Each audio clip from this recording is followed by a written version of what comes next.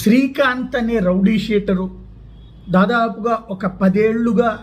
నెల్లూరు జిల్లాలో అరాచకాలు, రౌడీయిజము, సెటిల్మెంట్లు చేస్తూ ఉంటే అతడి ప్రియురాలు అరుణ అనేటటువంటి అమ్మాయి చేసిన అరాచకాలు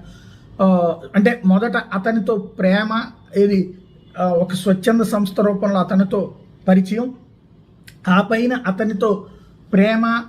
చివరికి ప్రస్తుతం సహజీవనం, అతని మొగుడిని కూడా వదిలేసినటువంటి వైనం ఏదైతే ఉందో తను ఏకంగా ఇప్పుడు ప్రభుత్వాలనే శాసించే స్థాయికి లేదా ప్రజాప్రతినిధుల్ని శాసించే స్థాయికి,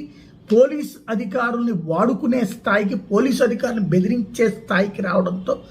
కథ కొత్త మలుపులు తిరిగింది. ఏదైతే తాజాగా పెరోల్కి సంబంధించినటువంటి ఉదంతంలో అతనికి పెరోల్ ఇచ్చినటువంటి వ్యవహారంలో తెలుగుదేశం పార్టీకి సంబంధించిన 3 ఎమ్మెల్యేలు, ఒక మంత్రి పాత్ర ఉందంటాం, దాని మీద అమ్మాయి ఇచ్చినటువంటి ఇంటర్వ్యూలు, వాటి వెనకాల